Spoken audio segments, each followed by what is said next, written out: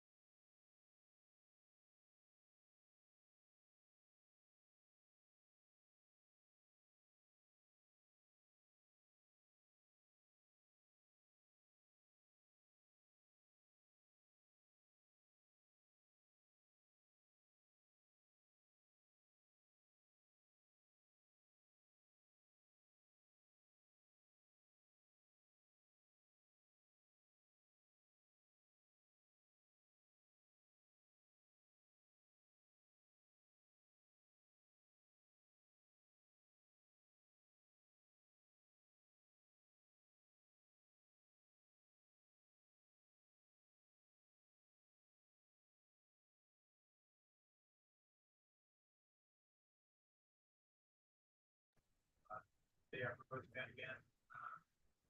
And that was the first round, 65 million. And there was, and that was moving money around. So,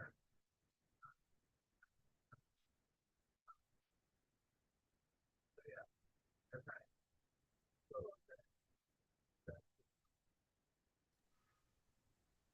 Co-chairs and rankings speak, but I think they are on the other meeting relative to general government. So we're gonna move along. So Madam Chair, before you begin, I just would like for those, there's been some confusion about the link. It turned out that it was a bad Zoom link. And I had to recreate a Zoom link, so that's why there was some confusion this morning. thank you, Madam Administrator, appreciate it. We should start seeing, hopefully, some people come to the meeting. So Commissioner, you run the Department of Motor Vehicles. And I just have to tell you, I used to, when I first started in this job, I think you were still a state representative, and apparently we're getting mood lighting now. So, okay, I'm okay with that. But I really think you do a fantastic job. And I want to give great credit to the people that work for the Department of Motor Vehicles. When having the idea of having appointments so that people can get to the Department of Motor Vehicles and address their issues, get in and out at a certain time, not having to sit there for hours on end, I think has been transformative to the Department of Motor Vehicles. I want to thank you because I think you led that effort.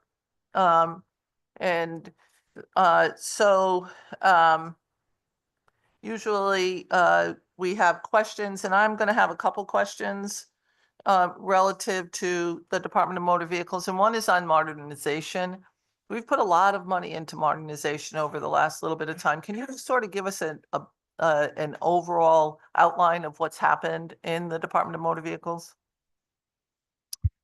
Thank you for those comments, Senator Austin. Let me just say before I answer that question, it's an honor to be in front of this committee, and I want to thank Governor Lamont, members of the legislature, this committee for having the faith and providing us with all the tools and the monies to do what we just did, as you stated.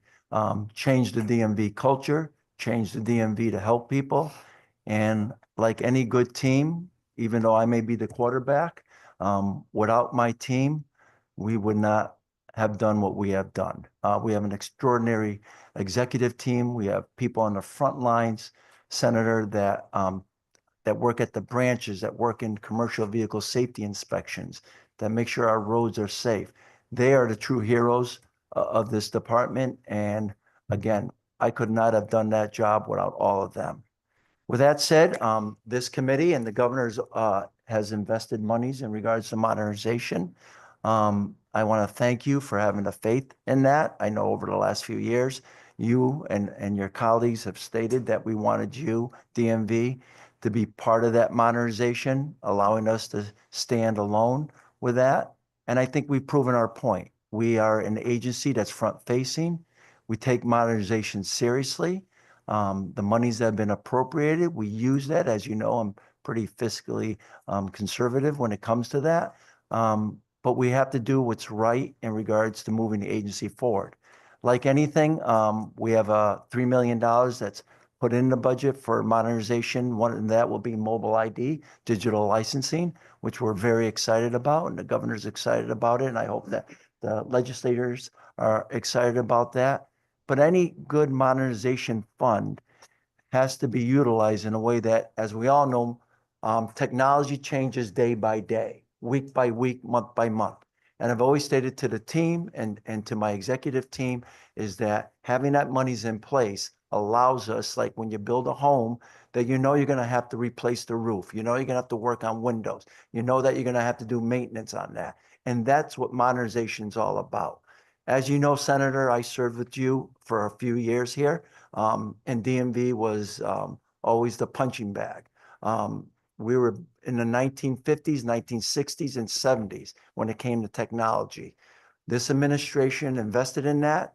The Appropriations Committee invested in DMV, and now we're in the year 2020s here. And we still have a long way to go, but we have made great strides.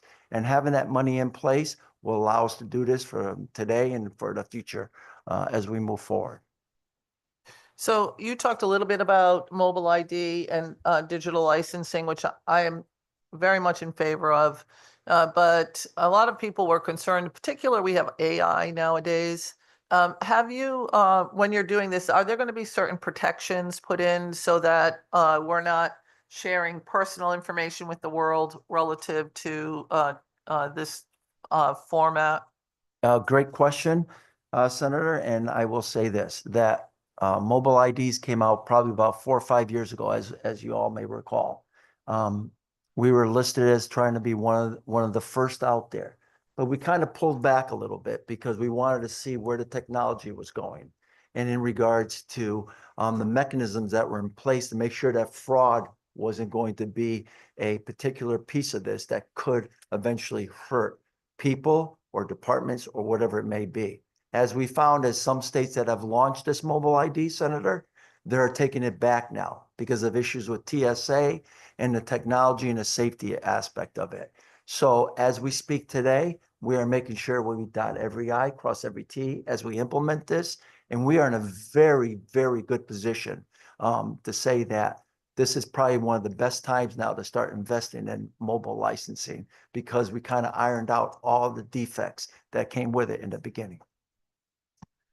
So mobile licensing, now, if I'm looking at my license right now, it's got a donor heart on it. It's got a star on it saying that I'm a veteran, and it's got, you know, a easy check-in for TSA or airport security. Will all of that be a part of the check-in policy? That's the thought process, Senator. And again, thank you for your service. As you mentioned, you're a veteran. Again, that is all part of the process that we'll be working with a company called Idemia that does our licensing. And that is the process that we'll be looking at it, that it's functional, that has the same types of credentials that are on your regular license that will be on your mobile ID. Of course, you'll still have your regular license that you will carry with you, but this is just another way to use that to help expedite or do things much quicker than you would to pull out a license out of your wallet, because as we all know, with technology today, everyone's using your cell phones, whether it's Apple Pay, credit cards, tickets, whatever it may be. Thank you for that. I appreciate that. And then we talked a little bit about cannabis in your budget. It's moving some transferring cannabis costs. What are the cannabis related personnel services that you have at DMV? And thank you for that question, Senator. When it comes to cannabis, we have our, as you know, the administrative per se hearings and so forth. And what we're looking at is to move some of those people around to handle some more of those cases that should come up, and therefore to make sure that we have an equal balance when it's time for our hearings and so forth. Thank you for that. And the ignition interlock devices, you and I have talked a little bit about the IIDs. And we all want people to drive safely. And Sure. if somebody has been arrested for drunk driving, having these IIDs are certainly a method that is helpful. But if I have somebody who has stopped drinking, they're not doing it anymore. They just are not drinking anymore. But they're in the lower socioeconomic, and some of these fees eat up a lot of their, if somebody's working a minimum wage job or even up to $20 an hour, they're trying to rebuild themselves. Some of the costs for IIDs are a lot. So if you have additional costs, I could understand the upfront costs, $175 for a restoration fee and $100 for an administrative fee. I think that that's helpful, but the installation fee of $80 to $180, and the monthly rental charges of $20 to $100, and the device lockout fees for unsuccessful usage, $50 to $75. First, the unsuccessful usage, does that mean somebody blew into the device and they've been drinking? So that's we don't want them to drive then. That locks them out. The monthly rental charges, do we know, are certain areas of the state higher than other areas of the state? Do we not have enough providers for this service? Yeah, thank you for that question, Senator Austin. This is particularly interesting to myself and to the members of our team here, because we've heard a number of issues, to your point, Senator, that although that they've been convicted of a DUI, they have to put this device in. And to your point, it's not so much the upcharge cost, but it is the calibration cost and so forth throughout the state. I think right now we have approximately between 8 or 9 vendors that are out there right now that do this type of work. But is there a way that we can come up with a so-called plan that allows individuals maybe to have some type of payment plan? Because a lot of this does cost money, and it unfortunately financial burdens these individuals. Is there a way of doing that? Whether it's, a lot of them do take credit cards, Senator, we've been doing some research on that, but also, is there a way that we can make up a payment plan? So the short answer on this is that we are looking into this, because this isn't the first time that we're hearing that. And should we try to open this up to more vendors out there to maybe drive the cost down a little bit? And, technology is funny, Senator, because you bring up some good points. It could be like, with all due respect, you and I got pulled over for a DUI. We put the calibration in, the mechanism in our car. We're not drinking, but we blow into it. And for some reason, it's still not working. Right. All right. So now what do? Right, Senator? Now you have to bring it to that vendor that you put it in, and the cost is on me or on you because of the intricacies of that electronic piece. So it's something that we need to look at, try to address it. I think there's ways that we can do this that will help people drive safe on the roadways, but also not bankrupt them in regards to paying for something like this. So that's what I'm interested in, because I have a number of constituents who have called me who have had to have their system recalibrated over and over again. Yes. And some of them don't drive every day. They may travel to work with a colleague, or they may have a part-time job and so not go anyplace. So I'm a little worried that we're boxing people out from recovery if we're not rewarding them for not drinking anymore. And I don't mean that they need a financial reward, but if somebody is at an installation fee, and I don't know if that's a one-time cost or if that's an ongoing cost, if they have to recalibrate. The monthly rental charges, $100 a month is a lot of money Sure. for people that live in my district, and I'm sure in a lot of other districts. Now, quite frankly, if they're drinking and we lock them out, I have no problem with that because we don't want them drinking and driving. But I would have a problem if it's not reading it correctly. And so those are things that I'd like us to start paying attention to relative to the cost of these devices and how we are, because my understanding is if somebody doesn't pay their monthly rental fee, it extends the cost of them having to use that IID. And if they can't afford it, like I know people that don't have credit cards. And so if they don't have a credit card, they can't put it on that dime. They have to pay it in cash, or they have to pay it somehow out of their bank account. And I know people that don't have a bank account, so they're paying in cash. And they miss their rental charge. So it extends the usage by another month. Well, that's not really a fair assessment because the person has not been found to be drinking and driving. They may not have the device lockout charge on there, but just the fact that they didn't pay that rental charge or that installation fee, it extends it out. And I think that we have to start looking at that. No, and I agree, Senator, 100%. I think you hit the nail on the head. And I think that we have to look at it in a way too, that we have a division in our that you can call up and, make some complaints in regards of what happened here. But you're absolutely correct that if the calibration isn't working, even though you weren't drinking, you blew into it and something happens, it gets extended to their period. And therefore now they have to assume all the responsibility where they did nothing wrong here. Right. So again, I agree with you, and that's something that we should look at. Are there any questions from colleagues? Representative Rosario, I see are you trying to unmute? Yes, I am. There you Thank go. you. Thank you, Madam Chair. Good morning, Commissioner. Good morning. How are you, Representative?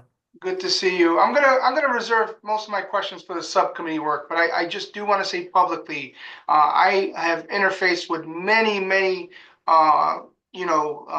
commissions and organizations, and I want to say your staff is the absolute best, the most professional, and they're very responsive and knowledgeable. I just want to thank you and your staff for all that you do. Thank you very much, Representative Rosario. We'll make sure that gets passed on to our team. Go ahead. Thank you, Mr. Secretary. Thank you for being here, and thank you to you and your staff for the work that you've done. And I know certainly the modernization has been a significant improvement in DMV, and thank you for your work in that regard. Could you just talk a little bit about some of the coordination efforts between the DMV, the federal government, TSA, to try to improve safety when it comes to air travel, and hopefully how that will streamline the process for folks when they do go to the airport? Sure. Thank you for that question. Is it Representative? I can't see your name there. Yeah, Representative DeFranco. Yep. DeFranco. Jeez, look at that. What a small world. I served with your father. All right. I know. So again, let's talk first about Real ID, right? By May 1st, Real ID is in effect. And I will say, thank you for all the benefits that this committee has given and the administration, that we are over 70% compliant with Real ID. We're one of the leaders in the United States right now. With that said, we also are working with IDEMIA, who holds our licenses and then works every day with TSA and the federal government to ensure the safety precautions that are out there, facial recognitions and so forth, all right? As you know, that changes constantly on a monthly basis. So they have a team that's unbelievable. And then they refer it back to all of us for the information they give to us and the information we give back to them to make sure that we're dotting every I and crossing every T to make sure that safety is the #1 concern here. So we are in constant contact with IDEMIA, which works with the TSA, the feds, to make sure that all appropriate transactions or whatever it may be are in place before we should move forward with any type of mobile ID. Great. Thank you very much. Good Appreciate to your see time. you. So when you talked about facial recognition, I was talking to one of my colleagues who's not a state representative any longer. She is working towards another position. But she wanted me to thank you for working with her constituent who had a facial recognition issue. And her facial recognition issue was relative to a deformity that she had been born with. But we all know that deformities can happen in accidents. They happen in the military. They happen in car accidents. They happen if someone has cancer. And she appreciated you coming through with not only changing the policy, because this person was screened multiple times, and the photo would not take. And so I just wanted to, she asked me to express her sincere pleasing with the way that you handled it in very fast. So I didn't know if you wanted to comment on what you did there. Yeah, and again, Senator, thank you for that, because again, not everything is perfect out there. And we have to, as a Department of Motor Vehicles and under Governor Lamont and this legislature, I truly believe as a commissioner that we have to listen to our constituents, understand that it's not technically everything is black and white out there. There are always going to be circumstances. And what is it? How do we protect people? And how do we say, how can we help you? What is it we can do to help you? Not sit there and say, sorry, you're out of luck, goodbye. But what is it we can say, you're coming in, get something done. And if we don't have it, how can we do it so that they can leave there with a transaction that's fully completed, or a situation like you just told me, Senator, to help that individual, whether we bring her in personally, do a separate initiative with herself, with the cameras, but we do it. I don't believe in saying that there's nothing that we can't do that and we send people away. That really gets under my skin. It's that we need to figure out how to help people and make sure that they walk away knowing that we did everything possible to help that individual. Thank you. And this woman who went down to a DMV was photoed many times, and the camera did not recognize her as having true facial features because of the checkpoints. And she was embarrassed. Sure. And she herself was so pleased with the way that you handled it and your department handled it, as well as my former colleague. And I think that you should let the people that work for you know that when they take care of something like that, it leads to people trusting government, which is in today's world is very, very important. So again, thank you very much for that. Thank you for the kind words. Representative Reyes. Thank you, Madam Chair. You're fading in and out, sir.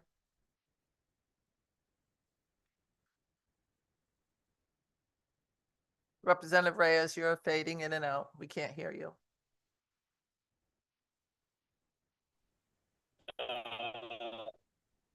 Thank you, Madam. I'm pulling over because I don't want to be driving. Hang on a second. Guerrero, always good to see Can't you. hear I you. also will reserve most of my private sessions, but can you hear me now? Yes.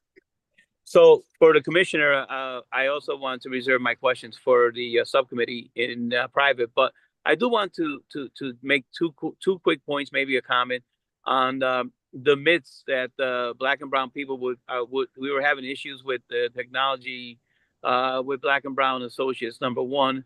Number two, I do agree with Senator Osteen on the hardship on some of those calls. So I'm glad that the senator brought it up.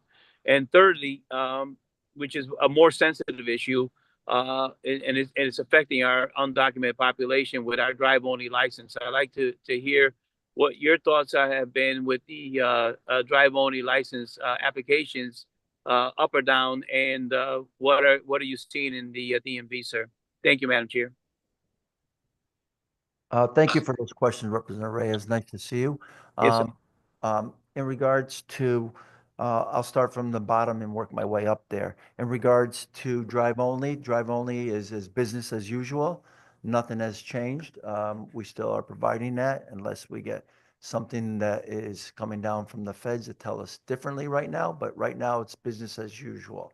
And in regards, what was the second question that you asked? I was simply, as far as immigrants are concerned, application of drive only up, down. Second one had to do with the hardship. I agree with the hardship costs on those folks that are making bare minimum Absolutely. wage when it comes to trying to get back on the right track and pay for these apparatuses.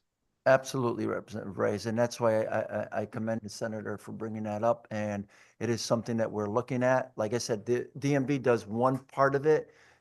The other part is obviously the vendors that do this. So I think it's something that we have to work collaboratively. How do we handle this to make sure that it's fair for everyone across the board there? And I'm looking forward to seeing you at the subcommittee. Yes, sir. And the myth or truth on facial recognitions for Black and Brown associates. Is there any scientific proof one way or the other with this? No, none that I know of right now, Representative Reyes. Commissioner, thank you very much for being here with us today, and I will look forward to seeing you in person. Thank you, Madam Chair. Thank you. Representative Kennedy. Thank you, Madam Chair. I've been listening as I was driving up, so good to see you, Commissioner. Just a couple questions as I was listening. Regarding the modernization, does that include some of we had talked about doing the licensing in various languages? Well, how many languages are we doing right now? And is that included in those dollars? Good morning, Representative. Nice to see you. And thank you for that question. Right now, we have a total, I believe it's 35 languages. We're one of the leaders in the United States here. As you know, we did that through the Transportation Committee a few years back, Representative. And of course, through modernization is the IT proponent of that. 11 of them right now of those languages can be done through electronically. The other ones are written. But through modernization and the technology, we'll do more and more every year to try to get all of them to be done electronically. Thank you for that.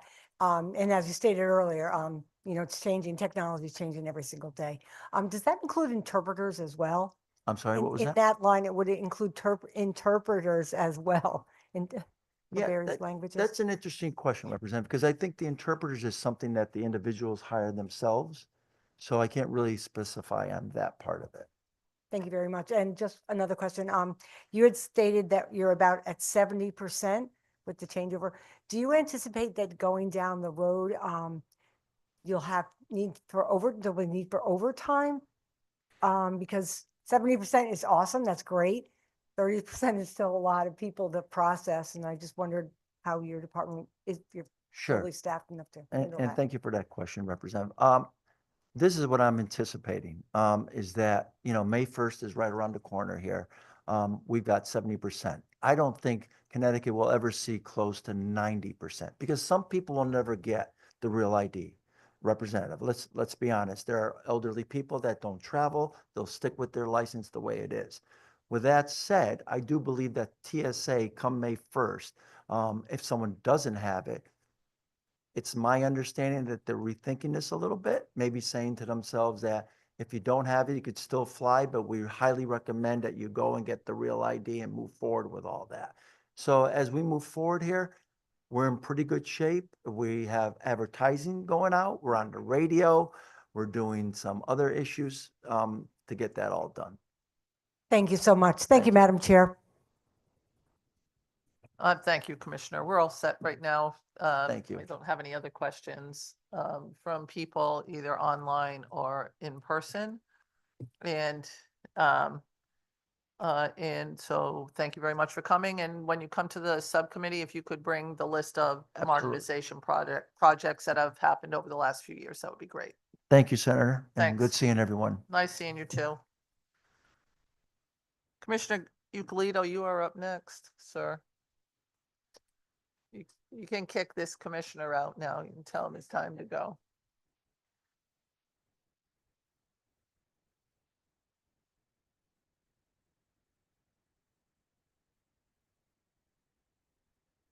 Who are you bringing in now?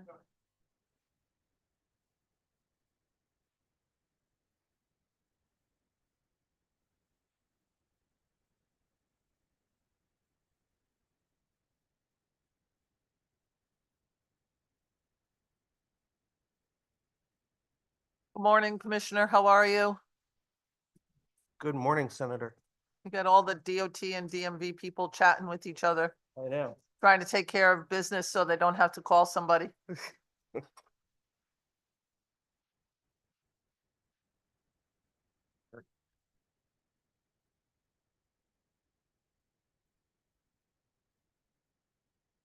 So Commissioner, much akin to the same thing that I said to the Commissioner Guerrero, I want to thank you for the work that you and your team do. I personally like to be in stop traffic as you're clearing the roadsides or doing a new project or taking care of a bridge or whatever it is you happen to do. I'm happy to see it. So I regularly, not every day, but regularly go over the Gold Star Bridge. I'm happy to see the work going on there. I am very happy to see work happening on our bridges, both local and state bridges. And when you're doing paving, if it takes me a little longer to get someplace, I just say enjoy the moment, because it is absolutely fantastic to see the work being done around the state. And I think under your leadership, we have seen an increase in the number of miles per that are being done for what I would suppose you term as regular maintenance, for paving and other such things, and repair and replacement of bridges that are sometimes 40, 50, or even older years old. And I'm happy to see them getting repaired and replaced as necessary. So I wanted to start off saying that, because I get people that tell me all the time that they were stuck behind some traffic stoppage. And I said, was it an accident? No, they were cutting the trees. Why don't they do it at a different time? I said, I don't care when they do it, as long as it gets done. So it's really, really fantastic. I have a couple questions related to the budget that's presented to us. And Shoreline East is really important to Eastern Connecticut. We've had this conversation before. And there was $5 million put in ARPA funds, and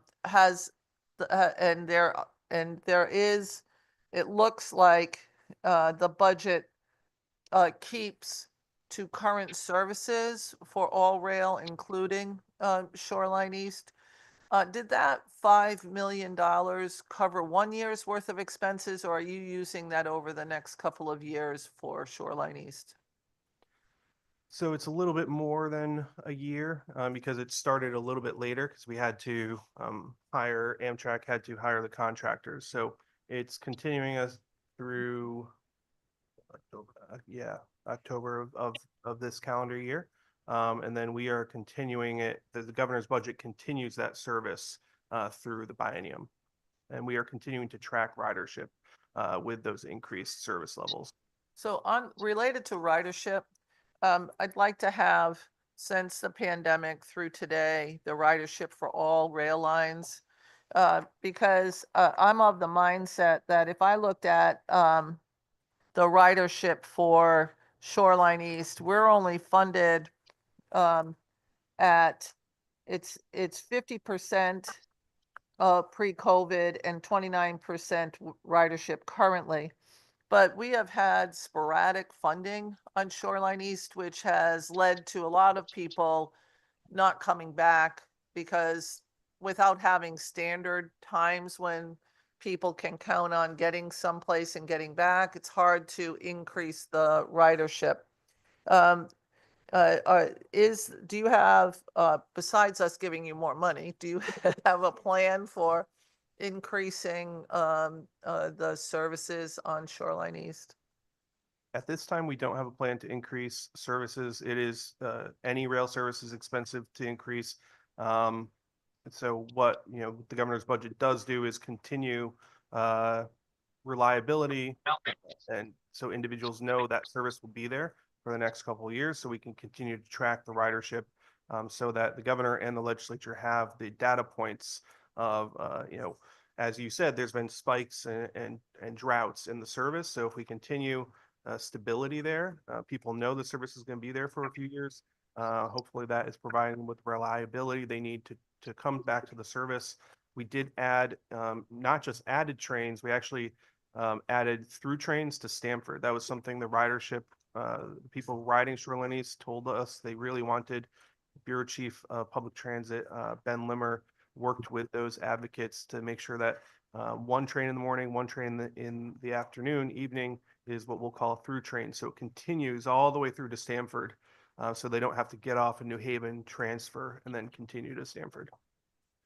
Thank you for that. I see that Representative, I'm gonna spot in my questions a little bit out of the time. Representative Rosario has questions. Representative Rosario. Thank you. Thank you, Madam Chair. Good morning, Commissioner. Good morning. I'm going to reserve most of my questions for the subcommittee work, but I do, if I can get an update on the road safety audits that are happening across the state. I understand there may be some shortages in staff for the RRFB program, which is the Rapid Road Flashing Beacons on the crosswalks. And also, I understand that the Greater Bridgeport Transit Authority, it was brought to my attention that they receive less funding per pupil than the other transit authorities. If you can get me that information, if that's correct or not, I'd greatly appreciate that. Sure, we will pull all that for the work group for you. Thank you so much. Thank you, Madam Chair. Thank you. And I think Representative Rosario, correct me if I'm wrong, were you talking about bus services? Yes, bus services, the Greater Bridgeport Transit in particular, yes. Can we also get for bus services where we are on collective bargaining agreements? How are we working with all bus services, a list of all the bus services that you contract with, and where we are on collective bargaining agreements for that, and sort of the reliability, if you have it, of that respective bus service in their respective areas broadly. Bridgeport certainly, but broadly. Yeah. Would be helpful. Representative Nuccio, you have questions? Yes, Madam Chair. Thank you. Thank you, Commissioner. The line that you were just talking about, the through lines, what is the ridership on that? Do we see that that's been successful for adding that we've had higher participation? So the two through trains are making up around a little over 30% of all Shoreline East ridership. It's difficult to parse out, and so our team is actually going out there and doing manual hand counts of the ridership, because what we're seeing is a lot of people will get on the train in New Haven to go to Stamford. So they're on a Shoreline East train, but they did not originate their trip in Shoreline East territory. So we're trying to get the best data available, where not just looking at the number of tickets sold, the number of people riding the train when they get off, but where are they getting on? And so that's where we're trying. It's only been a few months, so we're still trying to gather that data. We have staff that go out early morning and actually walk up and down the train and count how many people are on it and how many people board. So by the working group session, I think we should have more granular data on the exact number of people and where they're boarding. Okay, because I want to just make sure that, the money that we're putting there, that it's actually being, people say they want something and it could be 5 or 6 people, right? We put the money into it and then what does it end up being? So I just want to make sure we're seeing the increased ridership for what we would expect there. And then on the elimination of the Port Authority subsidy that's in here, can you talk a little bit about that? Yeah, so that was a reduction option that was submitted as we normally do every cycle. The thought process there was when I was working in state government last time when we stood up the Port Authority, as the senator knows. And the thought process, it would be self-sustaining. They'd be able to generate revenue from leases to sustain themselves. So we put that up as a reduction option, said, hey, they are making money through their leases. So it is something that maybe the governor and the legislature should consider eliminating that state subsidy payment to them. And do we have detail on the money that they're making through that? So we can see like there's been an actual amount of growth of the income that they're getting. So this offset is not terrible. I don't have that, but I'm sure I can work with OPM and the new executive director to get that for you. Perfect. Thank you very much. I think so for now. Yeah. I myself am in favor of the Port Authority finally standing up on its own. Representative DeFranco. Thank you, Madam Chair. Mr. Secretary, thank you for being here. Appreciate your work and the work of your staff. Just one question. We had a community meeting this past Saturday, and the first two questions we had on the governor's budget were about the fare increases for the buses. And so I know it may not seem like a lot, but 25 cents to people that take the bus a lot is a good amount of money over a period of time. Can you just talk a little bit about how that fare increase will be used? Is it going to be used just to maintain existing services, to do other things? Can you just expand on that a little bit, please? Absolutely. So the last budget that the legislature passed had a significant expansion in bus service statewide. So in basically every corner of the state that has fixed route bus service saw an increase in routes and hours of operation. And it was all targeted at various parts of trying to get people to community college, or to jobs. But at the same time, we've continued to see costs of providing services continue to go up, especially since COVID. Labor costs are increasing, material costs are increasing. So it was a difficult budget, I know, for OPM to pull this together. We did put this up as an option because bus fares have not increased in such a long time. They have not kept pace with inflation. And I know that 25 cents, it can be difficult for many people who use the bus. But at the same time, if it's a trade-off between cutting service or increasing it by 25 cents, I would err on the side of increasing it 25 cents, especially because seniors do receive half price bus fares. The other point is we are working towards what we want to call a statewide fare study. So our public transit team behind me here has been working for the past few years to develop a statewide fare program. If we reach agreement with all the transit districts in the state, the goal will be by the summer of 2026, when this proposed fare increase would take place, the second year of the biennium, one fare, it would be a flat fare across the entire state, and you'd be able to transfer to any bus in the entire state with that ticket. And you'd have the same discounts across every single transit district, because right now it's very balkanized. One system, if you go to Milford Transit District, right, it's a very different fare structure than Connecticut Transit in New Britain. And SEAT, right, has a very different one as well. So those are the types of things we want to try and make it uniform, easier to use, and we're working towards a tap and pay system. We're piloting it right now in 2 systems where you just tap your credit card or tap your fare card that you can get, and it will cap the amount of fares you pay. So we're trying to do a trade-off where, yes, we know that increasing the fare may be difficult, but we don't want to cut service, and we're trying to come up with this like supplementary policy that would hopefully benefit many people.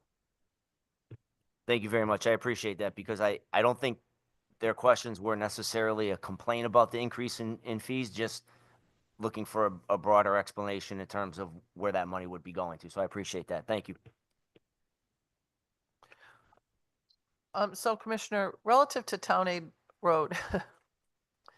So Town Aid Road, I would have been very happy if we had done this policy last year when we were struggling to pass a budget, and whether or not to pass a budget, it would have been $60 million more relative to general fund expenditures under the spending cap. And this one here is now moving it back to bond authorization. This has gone back and forth for years. This actually, I think, started around the 2015-17 timeframe when it went all to bonding. Is it intended to stay in bonding now, or is this going to always be one of those hopscotch kind of things where one year I can count on it being in bonding and the next year I can count on it being in general fund or special transportation fund expenditures. Having worked for an OPM secretary in the past, I would not suppose to assume what the future OPM secretaries or current OPM secretary may want to do, or what the chairs of appropriations and finance would want to do. I did make the recommendation we should keep it in bonding, because I do think, we have, thanks to the legislature's support, there's a mandatory reporting now where municipalities have to report on how they're using Right. the materials or the dollars they're receiving, and most of it is going towards capital work. It is going towards it's going towards materials, resurfacing, things like that. So I think that provides the justification where it does make sense to be in the capital budget as opposed to appropriations. So that's why, we included that as an option in our proposed budget. So I appreciate that, but I also would recognize that small towns don't get much. And I don't know how, I apparently am not saying this really clearly, not to you, but to the world at large. A road in Sprague costs the same as a road in Norwich to rebuild. I still need to pull the pavement up, check any drainage that needs to be done, and fix the roadbed, repave it. Might have to enlarge the drainage that's in the road. Along the way, I'm going to run across a culvert or two that needs to have fixing. Some culverts are just small bridges and not really, that way. They're expensive. It's not cheap to do 2 miles of road, and that's an average small town road. And so it's very hard to do capital types of expenses with a very small amount of money. It still costs I'll use Sprague, and I'll use when I was last first selectman. So it's not last year. I can tell you the costs have only gone up. But Riverside Drive needs to be repaved. It's needed repavement since I was there. I had roads built out over a 5-year time frame. What roads were A, what roads were B level, what roads were C level. Had the engineers go out and do a report on it. Often people don't repair roads because they are so expensive, so it's only gotten worse over the years. So it was a C level road that's down to a D level road, but it's got drainage in it that goes directly into a water body. And so that needs a different type of drainage. So you need to have a filter on it, or I believe you should have a filter on it. You don't need to, I suppose, but it's probably best to put a filter on it. Thanks, Tony. I can hear you. And so, that was $1.2 million to do just the basics on that road. It would take me 10 years of Town Aid Road before I could ever do that. Now, you're not going to give me Town Aid Road 10 years in advance, and you're not going to let me hold on to Town Aid Road until, because it's an operational expense that comes in for most towns. It doesn't sit in a side account until you have enough money for it. So that's my concern on thinking that it's always being done in a method that's a capital expenditure, because it may not be a capital, in quotes, a capital expenditure for small towns that exist in Eastern Connecticut primarily. So I just want to point that out, that that's something, and I'd be happy to hear what you think we should be doing out there differently, but that's a 10-year project. No, I agree with you. As you know very well, the cost of materials have increased significantly. Any paving project is, not just contingent on the seasonality or the workforce and labor shortages that we may have, but also what the price of oil is. And as you pointed out, the drainage issues, EPA has the stormwater, the MS4 issue that's impacting us as well. So you have to continuously disconnect stormwater from entering into water, bodies of water. So that's something that impacts local governments as well as the state government. So it is something that I think we have an aging infrastructure in the state. We went on a building spree in the 20s, 30s, 40s, and 50s with roads. And we need to do our best to maintain it with the resources we have available. I know we now that we see what the municipalities are reporting on their tar utilization, exactly like you said, a lot of them are saving it so that they can then do that project. And it's not an ideal situation because the longer you wait, the more expensive it's going to be to do the project. Exactly. Exactly. And it's very hard to buy a vehicle. But a sweeper is expensive. You know, a plow truck is expensive. These are $200,000 vehicles. So they're, in some cases, that's 2 or 3 years worth of town aid road to try to pay for that. And if you have 50 miles of road and you count on town aid road to assist with that, I think that starts to cost a significant amount of money. In here, there's a change in UPass, is my understanding. And part of that change is it's a cutoff. Is it just for 4-year students now, or is it for postgraduate students? How are we parsing out UPass?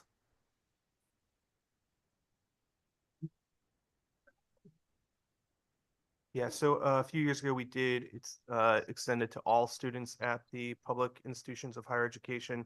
And so the proposal is to, increase it by $10 a semester in the second year of the biennium, to help cover the increased costs of providing services on the bus and rail side.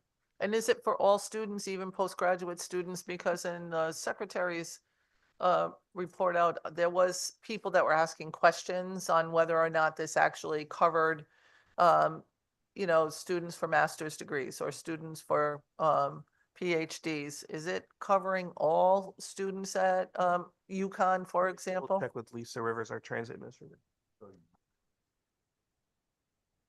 Yes, at UConn it does, But maybe but not not other institutions. CSTU. Yeah. Okay, thank you. That would be, so those are like the individual agreements we write and enter into the MOUs with each individual institution of higher ed. So UConn and the CSU system, we have different, they each approach it differently, but we're charging the same rate. Thank you. Representative Nuccio, you have a question? Yes, I do. Thank you.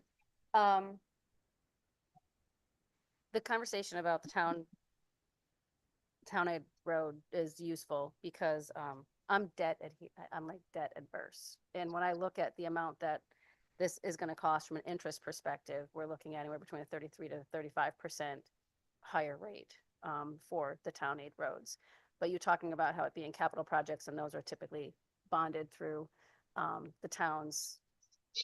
It's little clicking in my head.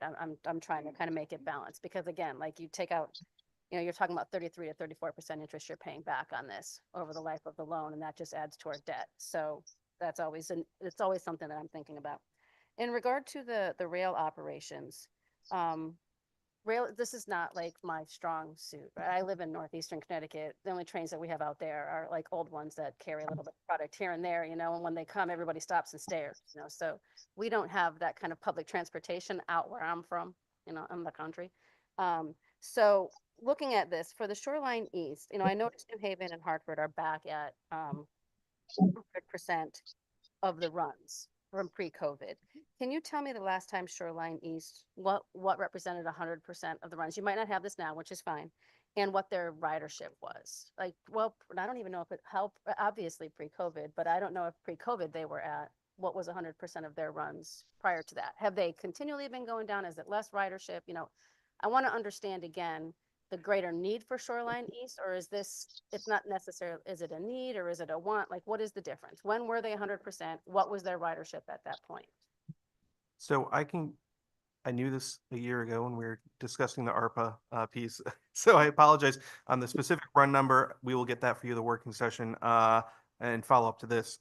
In terms of ridership, so Shoreline East was established initially as kind of an offset to when they were beginning the Q Bridge, the Pearl Harbor Memorial Bridge project, because of the massive construction project that was going to be taking for well over a decade. The rail service was put in place to give people an alternative to get into New Haven. Back looking at ridership in 2014, there were around 930,000 riders that year. In 2020, COVID, and then 2021, there was 121,000 riders. Now, ridership began to decline after 2013, partially because there was a major construction project in Amtrak territory, which was disrupting service and disrupting trains. And then we also saw a reduction in ridership once the Q Bridge project, the Pearl Harbor Memorial Bridge project opened, because that bottleneck kind of freed up. But I think the Amtrak disruptions definitely hurt riders and pushed them away from using the service. And then when the bridge project finished, they had less incentive to get back on the train. So the decision to try to bring back service a little bit, filling in some gaps that we had for the past few years after COVID, made it not a completely reliable service because you couldn't build your work schedule around it. So the addition of these trains and the through trains hopefully will give us a couple years of flexibility, of stability in schedule, so we can actually see, is it luring people back or not? So we're kind of investing to hope to see if people will come back. Yes, and I know that's not ideal, but that's really how all public transportation is. You can't, we try and assume what ridership will be, but until it's there, we don't know. And it's kind of like the Hartford line. We made estimates as to what ridership would be. We're blowing past those estimates now, but to build it, we had to make an assumption. And so that's where we are with Shoreline East, is assuming this stability in schedule, hopefully we'll see an increase in ridership. Okay, that's interesting. If you can send me that backup, I would really appreciate that. And then if you could, the ADA paratransit service, I noticed there's a large increase there. I was wondering if you could talk a little bit about what's driving this increase, from 40 million to 50 million. And also, do you project there might be an impact from the federal government on this funding?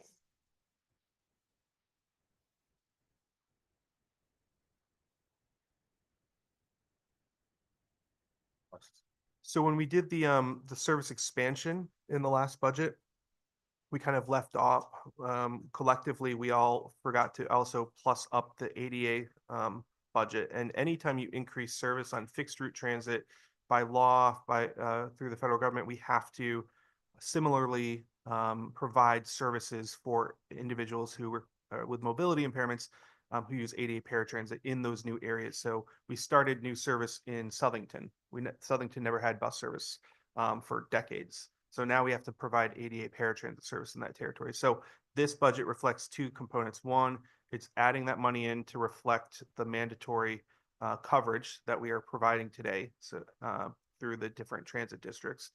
But two, also because increased costs to operate the service, labor costs, fuel costs, and those components. On your question about the federal piece, as long as the Civil Rights Act is still in there and the Americans with Disabilities Act, I don't expect any elimination of the requirement that we continue to provide this. I've not seen any proposals to date on that. Okay, so are you seeing increased demand then? Is not just for the new lines, but in general, like, are you seeing increased demand for the ADA services?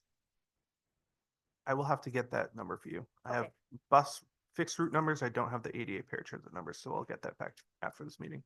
Okay, and then I had a question regarding removing the 5.9 million from PS and into other. I was wondering if you could give a little bit of detail on what you're needing to spend that for in other.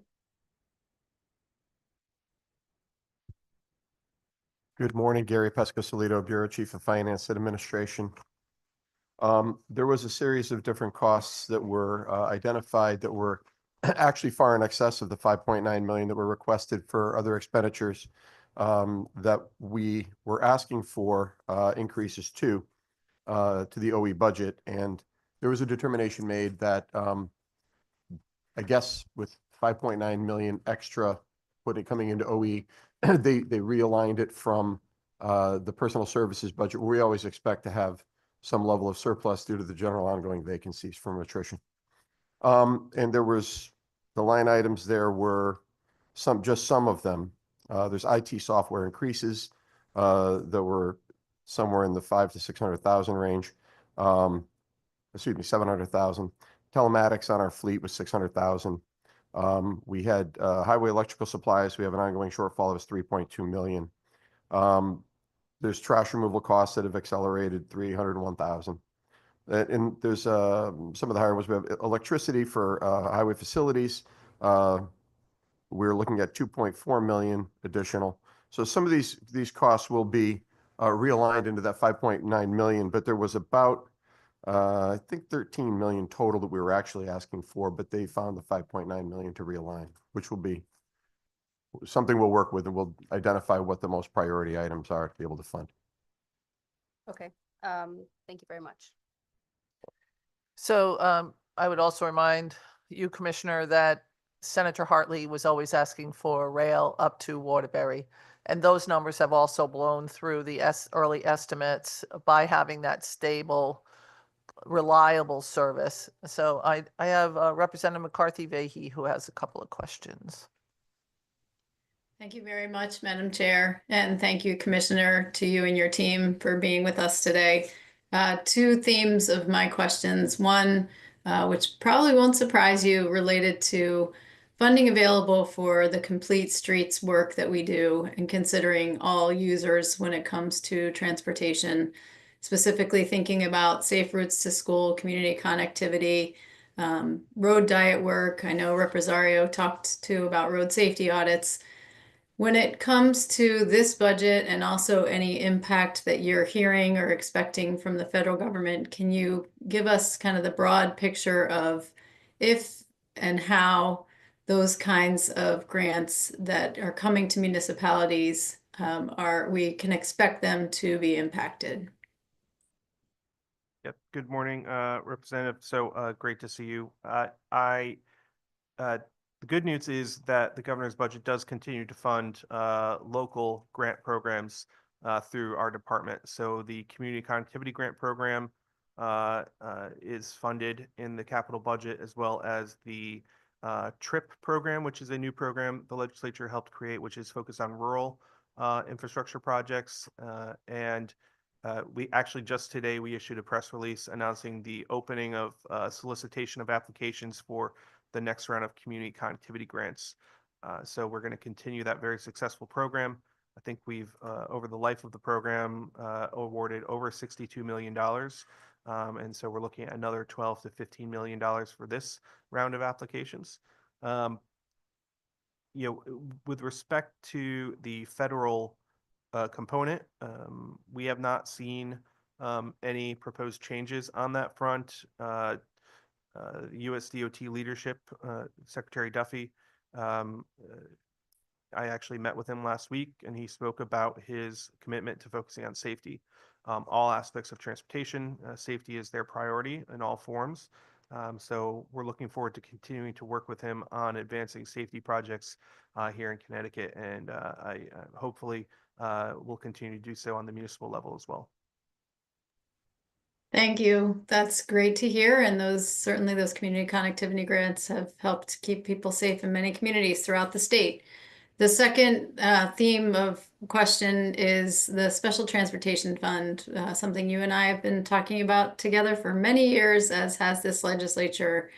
In terms of looking at the impact on rail fare increases, and question for the subcommittee on that in terms of the timing of achieving those expected savings, given that there are hearings required, but also in terms of the long-term issues around the fund. We've talked in the Transportation Committee for many years about the various ways that we pay for transportation. Obviously, lots of conversation over the years about tolls, and in the past also vehicle miles traveled. All of those things take time, and sometimes as we are budgeting in those 2-year cycles, it can be difficult to think down the road. So I'm wondering if you can, again, from a big picture standpoint, give us the sense of what you're seeing for the future of the Special Transportation Fund, and within that, looking at, what ideas you're talking about within the department on that, whether it's vehicle miles traveled or anything else, and then specifically the piece about those rail fare increases and the timing of what you're anticipating for achieved savings. Yes, thank you for the question. So it is something every state in the nation is grappling with. Connecticut probably is a little bit behind the other states, and largely because we have a much more advanced divorce in our transportation funding from direct user fees than other states. Other states are still heavily contingent on gas and diesel taxes to pay for all of their transportation. Whereas in Connecticut, now if you look at the revenues coming in, the largest component is sales tax. And so, but looking at the 4-year projection, the SDF will begin to incur a deficiency in the next biennial budget. And so it is a discussion that we need to start having as a state. Not this year, but in the next couple of years, we need to start looking at that. As you know, there is a prohibition on our agency by state law looking at vehicle miles tax or mileage-based user fee. We're prohibited from studying that. A lot of other states are doing that. The federal government is studying it.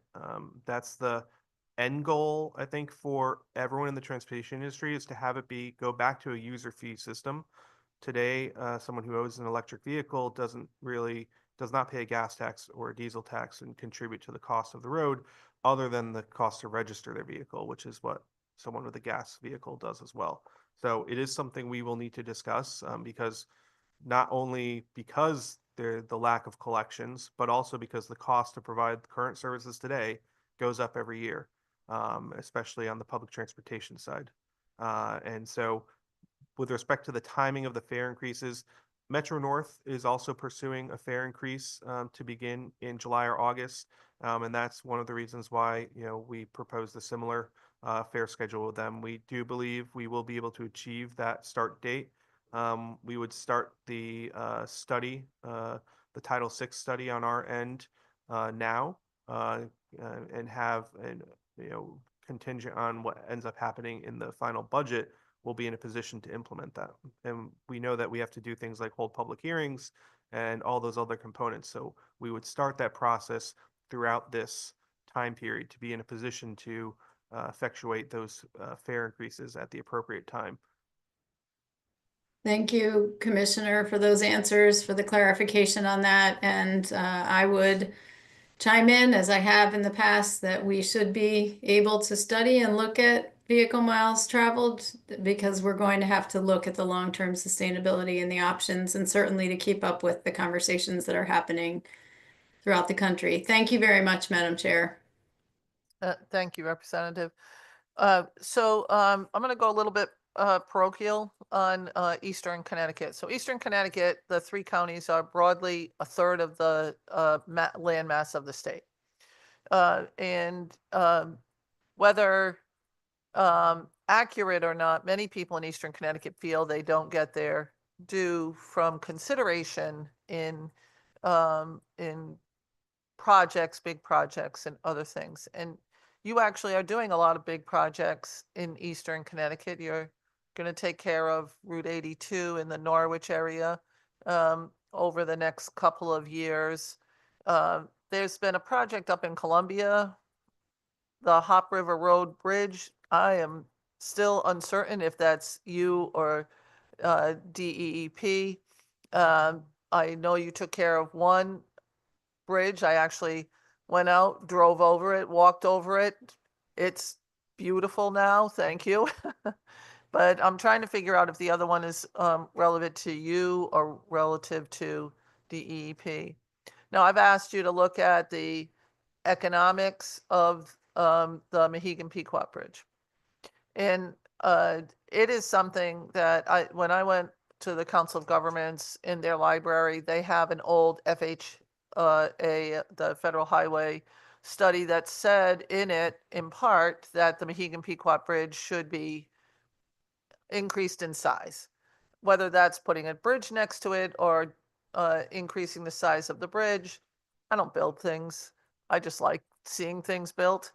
I do know that in Eastern Connecticut, we're going to see an increase in the number of vehicles passing over the bridge relative to the economic projects that are being developed.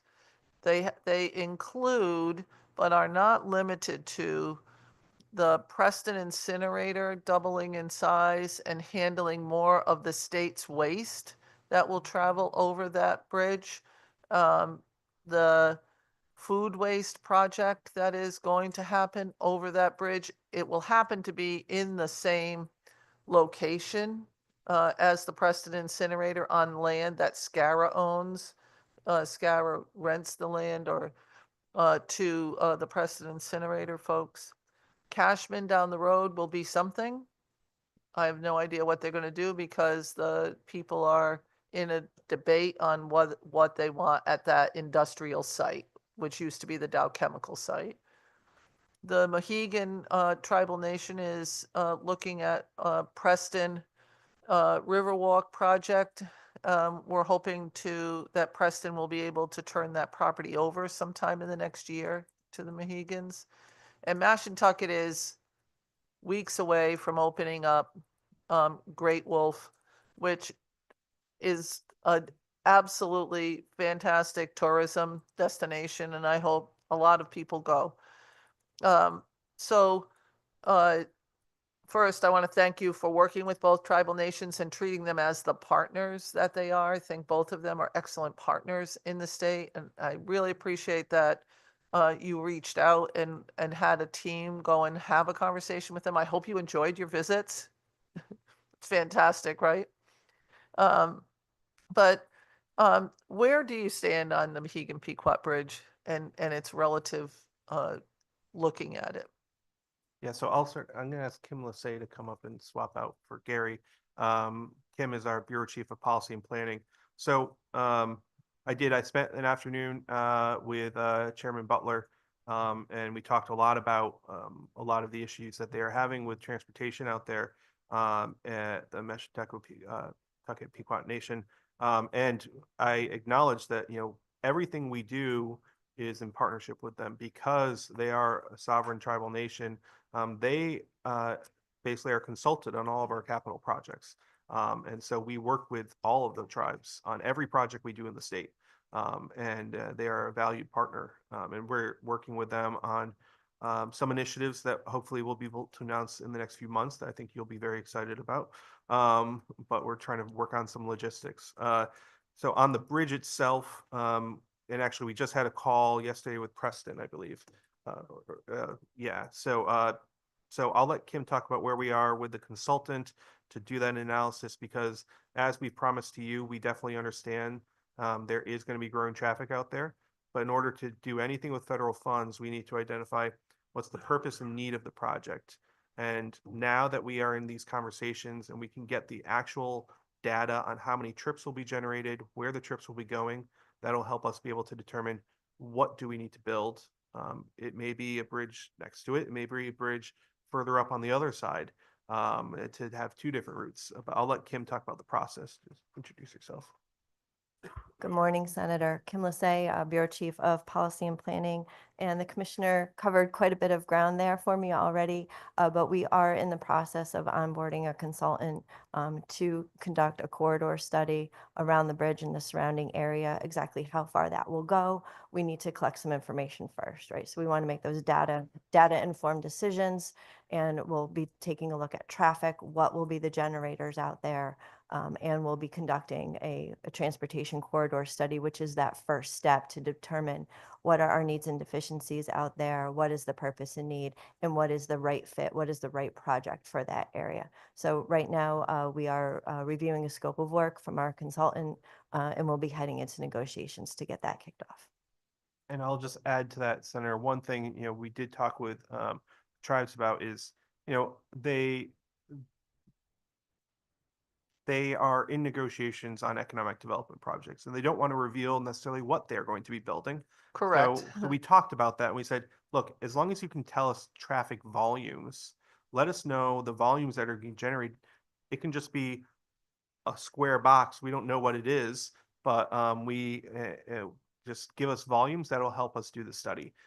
When will people be traveling and how many? And that'll help us feed the study. So they were excited by our willingness to work with them on that proprietary nature of their economic development projects. Well, the proprietary nature of any business has to be taken into consideration because a business is always in not necessarily in competition with other businesses of similar nature, and they all want to get their market share out first. And that's what they're doing. So it's important. Representative Reyes has a question, but I wanted to also add in the Mystic area. So my colleague, Senator Summers, often talks about the Mystic area, and in the summertime, the traffic increases exponentially in that area. And I think that that's something that we should also pay attention to, because that summertime impact is clogs up the whole region. And I don't know if there's a way to look at a train from Shoreline East up to there in the summertime, or is there a way to do bus transport or someplace, because there's no place to park up there. Many locals avoid the area in the summer, but that doesn't stop the traffic from going there. So have you looked at the Mystic area relative to that? So we do have one of our colleagues sitting on the working group that was established by the Commerce Committee, has been meeting throughout the summer and the fall. And so we are participating in those conversations along with DCD. Senator Summers, I know, helped organize it, as well as Representative Mesker, Senator Hartley. So we are participating in that. We have had conversations with several of the economic drivers down there, the aquarium, the seaport. I've been down there to meet with them to discuss their concerns. It is tough. Without some type of shuttle service, we can't expand the roads to accommodate that volume. So it's a matter of the local government will need to determine where would they like to site a parking garage or a parking location, and then you could determine some shuttle routing to supplement. So Jerry, you got your mic on. No, your mic is on. Your mic is on, Right. Jerry. Oh. Your mic. Oh. So So so it is, yes, it is something that we are continuing to work with the Southeast Connecticut on. We know it's seasonal in nature, but it is significant in nature as well. Right. That's accurate. So Representative Reyes, do you have a question? Thank you, Madam Chair. Good morning, Commissioner. More of a couple statements and a question on the ridership. But my first question, Commissioner, has to do with the number of bridges that have been hit in Waterbury, which greatly affect the rail services in Waterbury. I have the distinct pleasure of owning all those bridges that were hit. They're all in my district. It's 4 bridges that continually get hit. You don't need to answer that here, but I would like to know the status of all the projects. I only see work on the West Main Street Bridge. Curious as to what's going on with the Bank Street and the South Leonard Street Bridge. And like I said, you don't need to answer that here. Yep. Second part is the Waterbury delegation as a whole is still concerned and quite frankly, not happy that the beautiful Riverwalk along South Main Street corridor we've taken a look at it several times. I think that if we, to the point that we spend over $1 million on that walk, and it's quite a few more dollars than $1 million. But I think that for the safety of the people that are using that, I'm not advocating for fencing along the entire route, but there are points that are pretty dangerous to the fact that already 3 cars have gone careened across the walk. And if it wasn't for the wall on the other side, they would have been in the river. So I just think that we need to look at that for public safety. And whatever the price tag is, let's find out what it is and let's put some safety areas up there, because I feel a certain way about that, because I don't think that we would have done that in other areas in the city. So I'm a little bit disappointed that at least we didn't address some of the safety points where the roads intersect with high traffic to get some bridges up. And then the last thing is, I said, we know that the rail ridership has been pretty steady during COVID in Waterbury. So I'm really concerned to make sure that we're able to keep that service going, because when we interrupt it with bus service, it creates havoc for everybody, Commissioner. And I'll let you speak. Thank you, Madam Chair. Thank you, Representative Reyes. Yeah, and I appreciate being able to go out with you to South Main Street and walking on part of the Greenway. We actually had our landscape architect come up with some concepts for what could be done there, for putting some additional trees and landscaping to try and create that buffer, because the risk of a fence routinely getting smashed into and then no one coming out and replacing it. So we have had discussions with the municipal government there, but it has not progressed. So I'd love to sit with you, the municipal government, and the delegation, because I know this is a priority for you. So our engineers did come up with some concepts for what could be done, where it's to try and improve safety there. The other concern that I raised and the team has looked at is the lighting there is not adequate, because when we shrunk the road and added the greenway, the light posts are still on the far side where the road used to be. So it's not lighting the road anymore. It's lighting the greenway, which is important, but the road is still dark on part of it now because the utility company never adjusted the lighting. So that is another area that we'd like to discuss as well to try and improve safety. We did go out and do some of the signage that you asked for, to where people continue to go over that median there. And then there's a curve that continues to get hit. So we have put some warning signs out that in areas that you flagged as concerns, but I agree with you. The greenway still needs to be addressed. Thank you, Commissioner. And that aperture where South Main Street, which is the old Route 8, and Baldwin Street, that intersection there, that really should be lit up.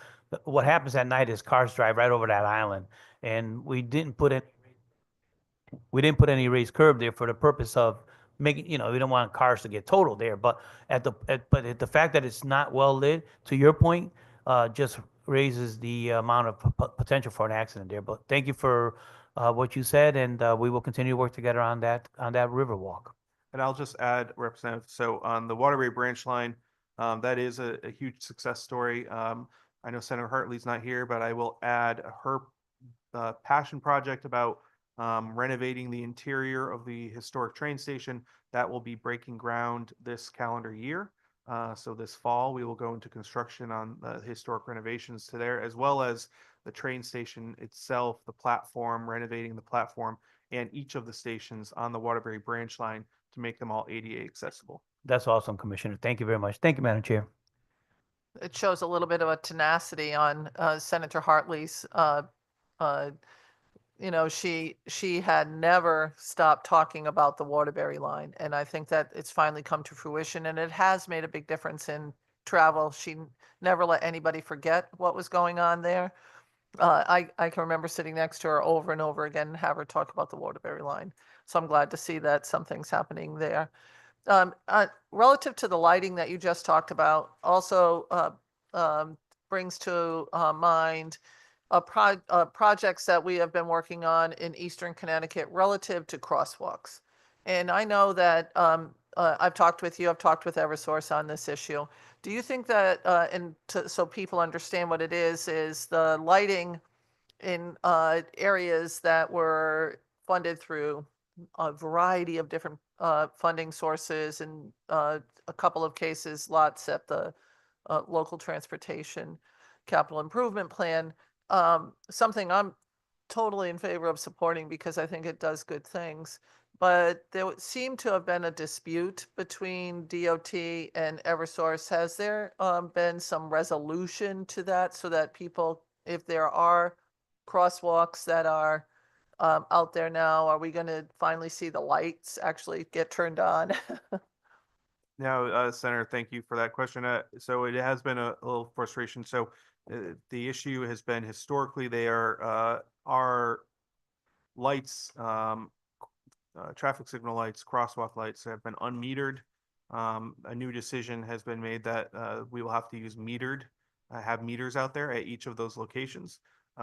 Our ask to Eversource has been anything that's already been designed or in construction, let us continue our practice. So we are continuing those discussions with them at the one at Ram High School.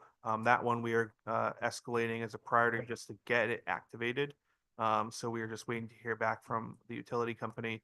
But our team has just escalated that to the highest ticket item to get that turned on. while It- we work on the global issue. Thank you. I appreciate that because I know that the school itself and the community itself has recently, the reason why the project happened was because of the deaths of a couple of young people. And so they were very interested in seeing this. And a lot of people, based on the work that's been done for the safe streets with sidewalks and additional amenities that have happened to have people walk from the Ram High School, Middle School complex down to downtown Hebron. Imagine a downtown Hebron. They have a great Maple Fest. If anybody wants to go to it, it actually brings a lot of people into town.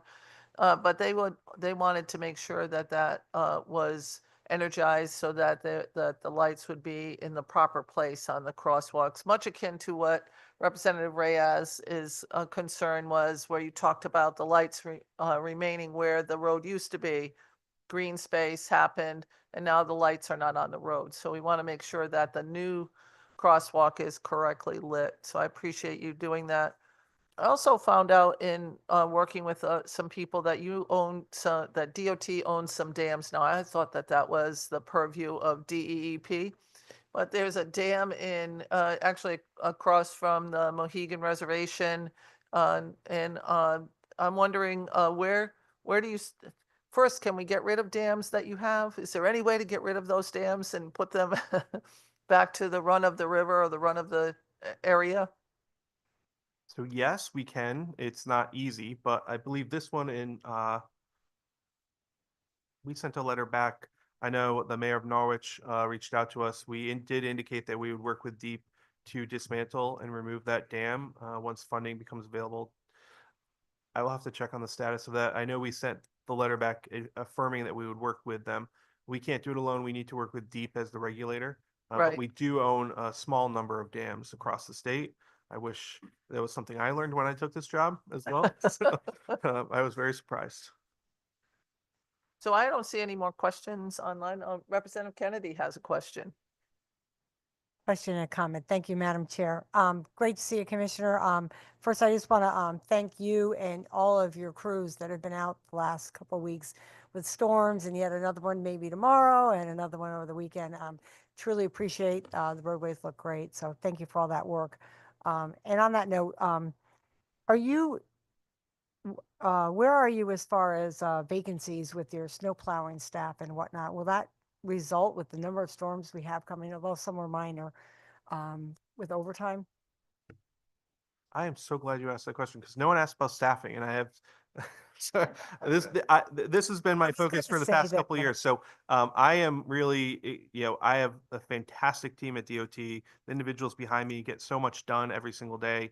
We're a 24/7 operation, but the staffing component is something that is just such a fantastic story. So we are over 3,300 employees, full-time employees as of yesterday. And that is our highest level of employees since 2002. And none of that would have happened without the managers and the supervisors and the HR staff prioritizing the hiring and the filling of positions. And it would not have happened without the governor's support and without your support increasing our headcount a few years ago when we saw the infrastructure bill coming. So we are able to absorb all this additional work because, as with Senator Austin, when I see orange cones out there, I get excited. I get lots of hate mail for the congestion, but I get excited because it means progress, and it's putting people to work and improving the economy. But on the highway operations side, our bureau chief, Paul Rizzo, told me just before the storm, when we were out, we only had 95, 96 vacancies in his entire bureau of 1,600 people, which is fantastic. And we've done several things to try and address the shortage there. We started a new apprenticeship program where we bring people in working with the NP2 union. We are a federally approved apprenticeship program now, the first in the state government. Working with Commissioner Bartolomeo, we got that done. So we have people now employed by the DOT as a maintainer apprentice. They don't have their CD at commercial driver's license.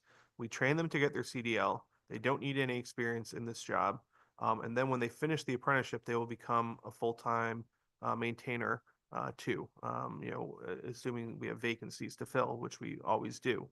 And so using tools like that, reaching out at job fairs, you all gave us funding in the past to do recruitment and retention, which we've been putting to use to fill these positions and go to those job fairs, and go to the tech high schools. And we actually are now, because of the legislature's support and the governor's support, we have funding for internships. And I went and spoke to a whole group of students from tech high schools who are doing a co-op internship with us this semester, working a few days a week at the DOT after school, so they can learn the job. And so I think that's what's making it possible for us to fill these positions. That's great to hear. It's really great. And then just a quick question, just for clarification. When we were talking about, I know you're going to get us the numbers on the rail lines and everything, but just for clarification, you indicated that, or you stated something about it depends on where you actually initiate your ride. And so the numbers, it sounds like, could possibly be skewed somewhat. Could you just clarify for me? Yeah, please? so to clarify on Shoreline East, we are getting the tickets sold and total ridership numbers, but because it's one train in the morning, one train in the evening, it's a through train, so it continues through to Stamford and then originates from Stamford in the afternoon, and then we'll stop in New Haven and then stop at each Shoreline East station. So because you can board the train in New Haven and go to Stamford, but you don't start your trip in Shoreline East territory. So you may be a New Haven resident like me, and you get on the train in New Haven, and it's being counted as a Shoreline East ride. Because you as the passenger don't know the difference. You just see a train and you get on it because it's headed to Stamford. So we just want to make sure to delineate out for ourselves, for the governor, for you all, ridership numbers, and then how many of those are starting their trip in Shoreline East territory, or continuing past New Haven in the afternoons back. So we want to make sure to have much more granular data for everyone. Thank you. And just one, I guess I'm going to have to throw this in there, is not to forget about the Danbury line. You don't have to respond, but since Senator Austin was telling me how Senator Hartley move. So I'm just going to put that out there because I know a lot of my colleagues have asked about the Danbury lines. I'm just going to put it out there so we don't forget it. And I just want to truly thank you and all your staff for everything that you do. It's greatly appreciated. Thank you. Yep, Danbury branch line. Thank you, Madam Chair. We are getting new equipment for our branch lines and new rail cars as well as new locomotives to make it more reliable. Representative Franzo. Yeah, and I should have mentioned this before, Mr. Secretary, I just wanted to thank Phil from your office. He's been helping me with a traffic issue in our district, and he's been a big help, and I just wanted to thank him publicly for his help with that. Thank you. So, Commissioner, I don't have anybody else that appears to have a question for you either here or online. Again, thank you and your department, if you wouldn't mind spreading that out. I think that's something that they should be thanked for, and I appreciate, again, your working with both tribal nations as partners. That's really helpful. It shows a lot of respect. Thanks. So we're going to end this part of our appropriations hearings. We'll be back this afternoon with judicial and corrections.